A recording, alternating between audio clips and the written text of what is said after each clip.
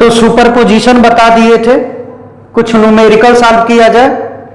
ठीक, एनसीईआरटी का physics class 12।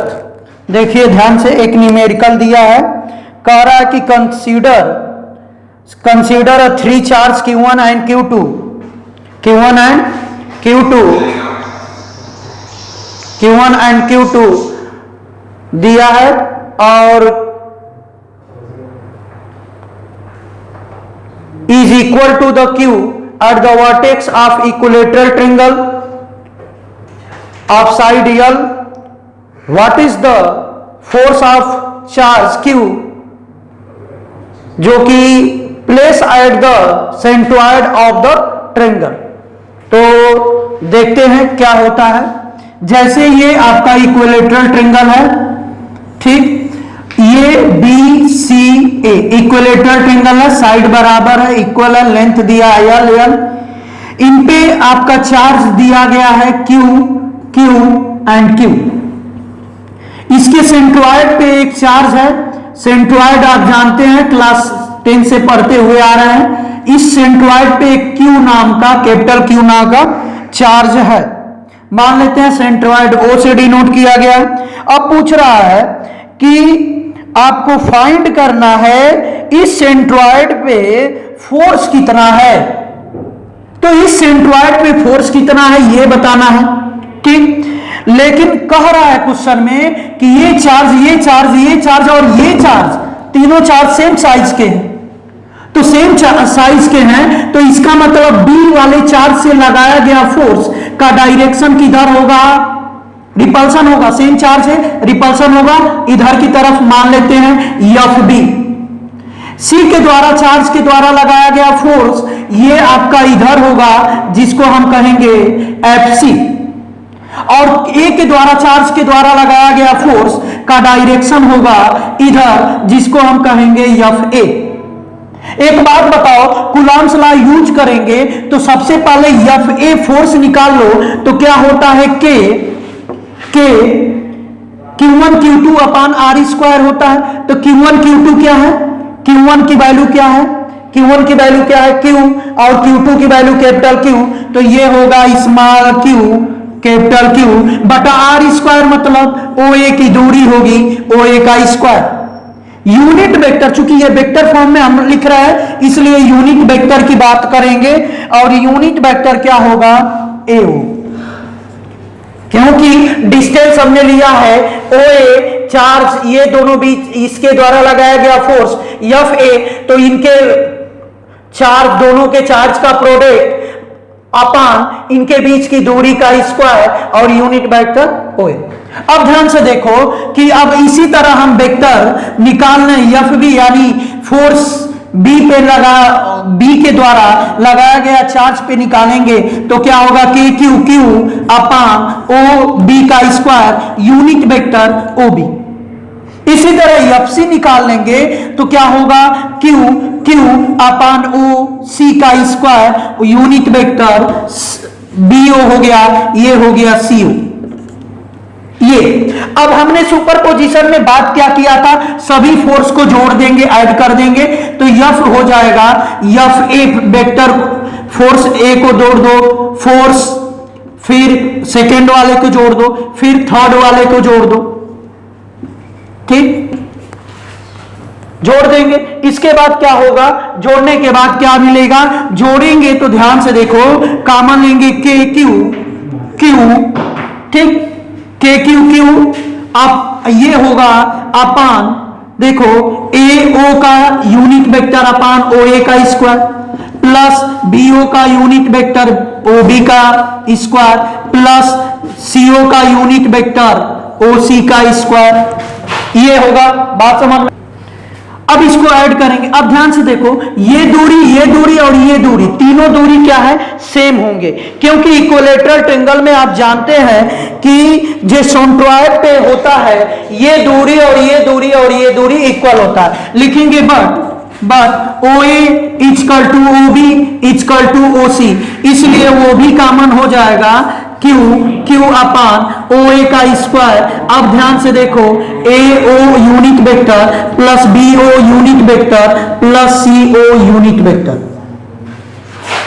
अब इसके बाद अब जानते हैं, एक बात ध्यान दीजिएगा कि क्या, ये ध्यान दीजिएगा कि ये यूनिट वेक्टर जो ओ ए है, ओ बी है, ओ सी है, इनके बीच कितने डिग्री का एंगल बन रहा है? तो angle between pair of each unit vector is 120। तो क्या लिखेंगे आगे, यहां लिखते हैं, लिखेंगे since the angle between unit vector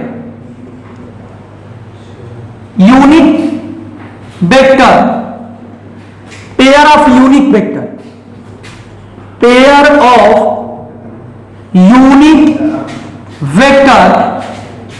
is 120। अगर 120 बनता है तो देयरफॉर इस यूनिट वेक्टर से जो ट्रायंगल बनेगा वो ट्राइंगल कैसा बनेगा? साइक्लिक बनेगा। तो so they form a triangle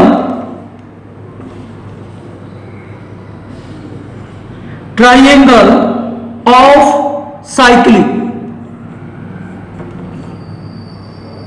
vector. तो क्या होगा? Cyclic vector. तो जब साइक्लिक वेक्टर हो जाता है तो ओ एक unit vector, AO unit vector, BO unit vector plus CO unit vector का सम क्या हो जाएगा? जीरो हो जाएगा। जीरो हो जाएगा तो यहां आप जीरो रखेंगे तो हमारा फोर्स क्या हो जाएगा? फोर्स क्या हो जाएगा? जीरो। तो यहां हमारा फोर्स हो गया जीरो। तो ये था एक न्यूमेरिकल एनसीईआरटी का, देख लीजिएगा, चेक कर लीजिएगा, ये आपका हो गया एनसीईआरटी का एक न्यूमेरिकल। ठीक। अब इसके बाद एक और क्वेश्चन लेते हैं एनसीईआरटी का। ठीक, लेंथ आपका यहां रख सकते हैं यल, यहां से निकाल सकते हैं, ये यल है तो आप निकाल सकते हैं ओ ए की दूरी। नहीं निकालेंगे तो कोई दिक्कत नहीं है, यहां जीरो हो गया फोर्स, इसके कारण जीरो हो गया तो टोटल फोर्स जीरो हो गया।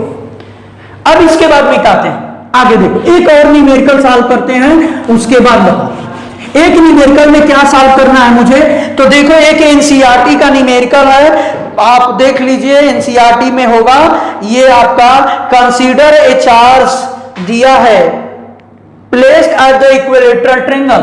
एक इक्विलेटरल ट्रायंगल है जिस पे चार्ज प्लेस किया गया है, एक पे यहां Q दिया है, यहां आपका Q दिया है और यहां माइनस Q दिया है। ये A पॉइंट हो गया, ये B पॉइंट, ये C पॉइंट। ठीक। अब देखो कह रहा है कि इक्विलेटरल ट्रायंगल है, what is the force of each charge. प्रत्येक चार्ज पे फोर्स बताना है। क्या बताना है? प्रत्येक चार्ज पे फोर्स बताना है। एक बात बताओ, इस चार्ज पे लगने वाला फोर्स दो, एक इस चार्ज के कारण लगेगा और एक इस चार्ज के कारण पॉइंट ए पे फोर्स लगेगा।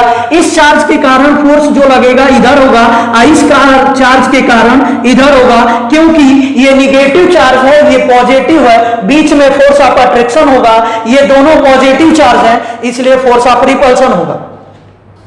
अंडरस्टैंड? अब यहां देखो तो ए पॉइंट पे लगने वाला चार्ज बी के कारण लगेगा और सी के कारण लगेगा। मैंने मान लिया यहां F1 लग गया, यहां F2 लग गया। इन दोनों का चार्ज का रिजल्टेंट ये होगा जिसको हम बोलते हैं F डैश। हम कर दिए F डैश कर दिया। ठीक, तो F डैश कर दिया तो यहां तो ये हो गया F। अब यहां देखो, अब एक बात बताए, F1 निकाल लो। F1 क्या होगा? ध्यान से देखो, कूलम्ब्स लॉ को यूज करो, Q अपान बीच के डिस्टेंस, बीच का डिस्टेंस दिया है कि नहीं दिया है? दिया है, L दिया है, क्योंकि आपका इक्विलेटरल ट्रायंगल है, L स्क्वायर यानी K Q square upon L हो गया। इसी तरह F2 निकालेंगे तो यही होगा भाई, और कुछ थोड़े होगा, L स्क्वायर होगा, क्योंकि यहां देखो इसके लिए भी चार्ज Q है, यहां भी Q है, माइनस चार्ज है तो ये आपका माइनस चार्ज नहीं लेंगे क्योंकि हम वेक्टर फॉर्म में नहीं लिख रहे। वेक्टर फॉर्म में लिखते तो माइनस चार्ज लेते, यहां मैग्नीट्यूड की बात कर रहा हूं। अब यहां F2 F1 निकल गया तो रिजल्टेंट हमें फोर्स निकालना है। तो रिजल्टेंट फोर्स कितना होगा ये समझना है। तो रिजल्टेंट फोर्स देखो ध्यान से, इन दोनों के बीच एक रिजल्टेंट फोर्स लगेगा। अब वो रिजल्टेंट फोर्स क्या है हमारा F डैश, ठीक। तो F डैश रिजल्टेंट फोर्स है। अब देखो एक क्लास 11th में वेक्टर पढ़े होंगे थोड़ा सा, ठीक। तो वहां पढ़े होंगे जैसे ये 60 डिग्री है तो ये कितना हो जाएगा 120 डिग्री। आप वेक्टर का फार्मूला लगाएंगे रिजल्टेंट निकालने का। वो फार्मूला आता है जैसे अगर मान लेते हैं ये आपका वेक्टर हो गया, ये हो गया, ये रिजल्टेंट हो गया, इसके अंदर थीटा है, ये वेक्टर मान लेते हैं R1 हो गया, चाहे अपॉन जो भी मान लो, ए ले लिए, बी ले लिए, आइए रिजल्टेंट सी ले लिए। तो सी का सी इक्वल टू होता √a² b² plus AB 2AB cos theta. ये पढ़े होंगे, ये फार्मूला पढ़े होंगे, ठीक। ये आपका फार्मूला होता है, बात समझ में आई। तो ये फार्मूला पढ़े होंगे, वही फार्मूला लगाता हूं। तो F1 का स्क्वायर प्लस F2 का square plus 2F1 F2 cos theta के जगह पे 120 डिग्री, ये अंडर रूट में होगा। अब इसका कैलकुलेशन करेंगे तो आपका आएगा क्या, इसका कैलकुलेशन करेंगे तो कितना आएगा, देखो cos 120 की वैल्यू सॉल्व कर लो, cos 120 की वैल्यू -1/2 और सॉल्व करेंगे, कैंसिल आउट होगा, रिजल्ट मिलेगा क्या F मिलेगा। तो यहां जो मिलेगा F मिलेगा, ठीक। चूंकि यूनिट वेक्टर की बात कर रहा हूं, किसकी बात कर रहा हूं, वेक्टर की बात कर रहा हूं। चूंकि यहां तो मैग्नीट्यूड रखे, बात समझ में आ रही। यहां किसके एलांग बात किए हैं, तो ये यहां जो रूल लगाए हैं ये पैरेलल लॉ पढ़े होंगे 11th में, उस रूल के अनुसार मैंने कैलकुलेशन किया। तो यहां आपका आया F किसके, यूनिट वेक्टर BC के एलांग लगा है फोर्स। किसके एलांग लगा है फोर्स, बोलिए, ये आपका BC के एलांग लगा है, ठीक। अब इसी प्रकार ये दूसरा निकालेंगे, इसके द्वारा इस पे लगने वाला फोर्स, तो इसके द्वारा इधर लगेगा, इसके द्वारा इधर लगेगा, फिर इसका रिजल्टेंट F डैश डबल कर दे रहा हूं, ये F1 कर दे रहा हूं, ये F2 कर दे रहा हूं। तो यहां भी आप कैलकुलेशन करेंगे तो आपका डिग्री कितना है 120 डिग्री, यही वैल्यू आएगी यहां भी, ठीक। कैलकुलेशन कर लेंगे, कोई दिक्कत नहीं होनी चाहिए। अब यहां अंतर होगा, इस पे जो इसके द्वारा फोर्स लगेगा वो नीचे लगेगा क्योंकि फोर्स ऑफ अट्रैक्शन का काम करेगा, और यहां भी फोर्स ऑफ अट्रैक्शन का काम करेगा। इन दोनों का रिजल्ट नीचे आएगा, यहां थोड़ा सा अंतर होगा, ये F1 कर दे रहा हूं, ये F2 कर दे रहा हूं, ये F ट्रिपल डैश। इसके बीच का एंगल कितना है 60, क्योंकि ये 60 डिग्री। तो बस इस फार्मूला में यहां 60 हो जाएगा, जहां 120 लिखा हूं वहां बस 60 डिग्री लिखेंगे, रिजल्ट आएगा √3F करके आएगा। यहां ये जो F आएगा यहां √3F है। तो ये है आपका एक न्यूमेरिकल क्वेश्चन एनसीईआरटी का, मैंने 2 क्वेश्चन बताया। तो आज के लिए बस इतना, बाकी क्वेश्चन देखेंगे एनसीईआरटी में और अच्छा रहेगा तो बताएंगे। आज के लिए इतना बस, धन्यवाद। पढ़िए मन से।